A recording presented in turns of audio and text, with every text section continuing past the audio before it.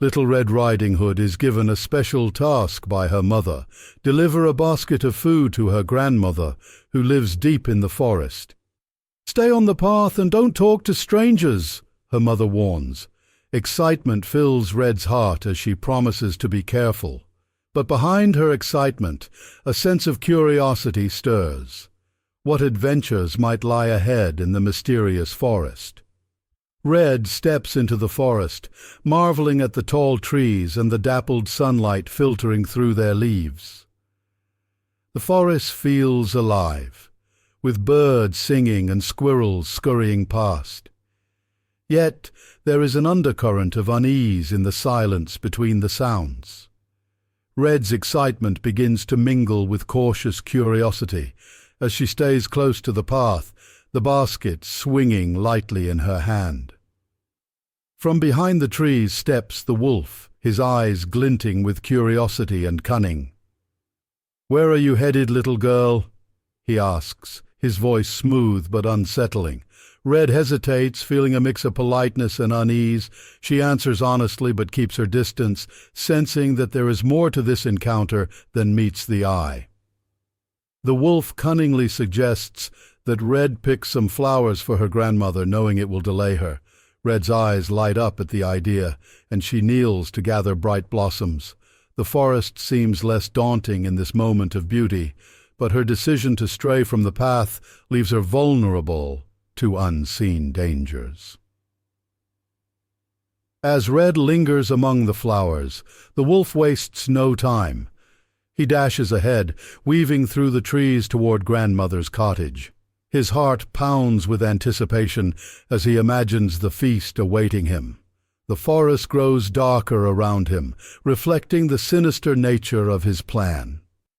The wolf arrives at grandmother's cottage, knocking gently on the door. "Who's there?" calls grandmother, her voice frail but welcoming. "It's me, Little Red Riding Hood," the wolf mimics sweetly. Grandmother's face shows a mix of delight and suspicion as she opens the door, only to be met with the wolf's sharp grin. Grandmother tries to outwit the wolf, using her cane to fend him off. Her frail body trembles with fear, but her sharp mind seeks a way to escape. The wolf overpowers her, locking her away in the wardrobe before slipping into her bed to wait for Red. Little Red Riding Hood finally reaches grandmother's cottage, her arms full of flowers and her basket swinging by her side. As she steps inside, the cottage feels quieter than usual, eerily so. Red hesitates, sensing something is off, but her excitement to see her grandmother keeps her moving forward. "Grandma, it's me!" she calls, her voice bright, yet tinged with concern. Red approaches the bed where the wolf lies, disguised in grandmother's nightcap and gown. The room feels strangely cold, and shadows flicker in the corners. "Grandma, your voice sounds different," Red remarks cautiously. The wolf chuckles softly, trying to mask his gruff tone. Red's excitement fades into unease as she inches closer, noticing more peculiarities. Red leans closer, pointing out her grandmother's unusually large ears, eyes, and teeth. Her questions are innocent, but her tone grows increasingly wary with each observation.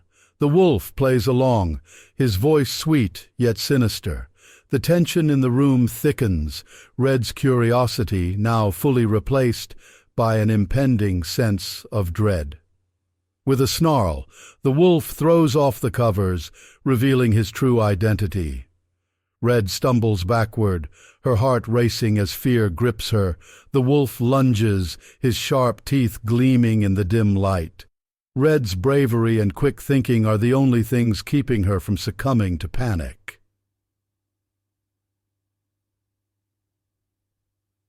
Not far from the cottage, a hunter walking through the forest hears the sounds of Red's cries. His face hardens with determination as he grips his axe and quickens his pace. The forest seems to guide him toward the danger, its shadows parting as if urging him forward. Red grabs a nearby stool and throws it at the wolf, giving herself a moment to dart around the room. The wolf growls in frustration, knocking over furniture in his pursuit. Red's small size becomes her advantage as she ducks and weaves, her mind racing for a way to outsmart the predator.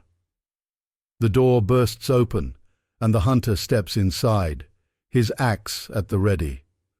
Red freezes, torn between relief and fear as the wolf turns to face the intruder. The tension in the room reaches its peak as predator and protector lock eyes, each assessing the other. The hunter lunges at the wolf, his axe gleaming in the dim light. The wolf fights back, his sharp claws swiping through the air. Red watches from the corner, clutching her basket tightly, her heart pounding with both fear and admiration for the hunter's bravery. With a final strike, the hunter knocks the wolf to the ground. The creature growls one last time, then falls silent. Red breathes a sigh of relief, her legs shaking with the intensity of the moment. Though the danger has passed, the weight of what just happened lingers in the air. The hunter opens the wardrobe where grandmother is locked, and she steps out, her face pale but relieved. "Thank you," she whispers, clutching her chest. Red rushes to embrace her grandmother, feeling a deep sense of gratitude and love. The family is finally safe, and the danger is over. As the sun begins to set, Red and her grandmother step out of the cottage. The hunter waves goodbye, his job done. Red's heart feels light as she waves back, knowing that they are safe. She turns to her grandmother, ready to return home, but this time with a new understanding of the world around her. As they walk through the forest, Red's thoughts turn inward. She wonders about the danger they just faced and the lessons learned. The forest no longer feels as magical, but rather a place full of hidden risks.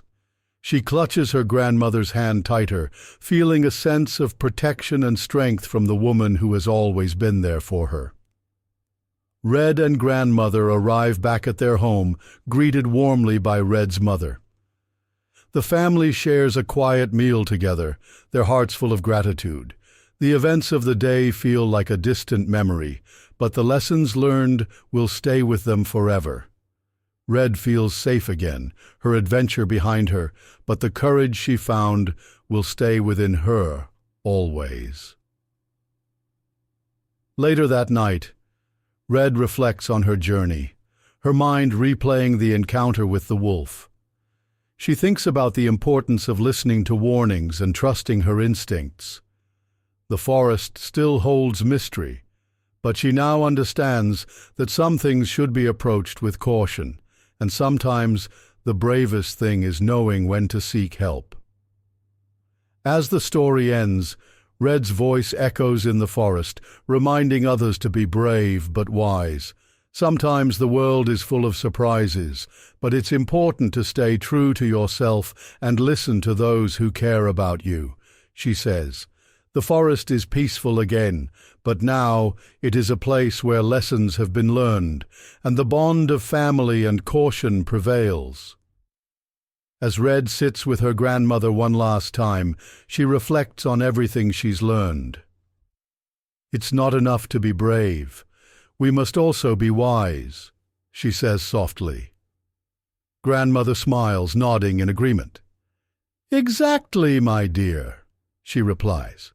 And remember, no matter how dark the forest seems, you are never truly alone as long as you carry love and wisdom in your heart.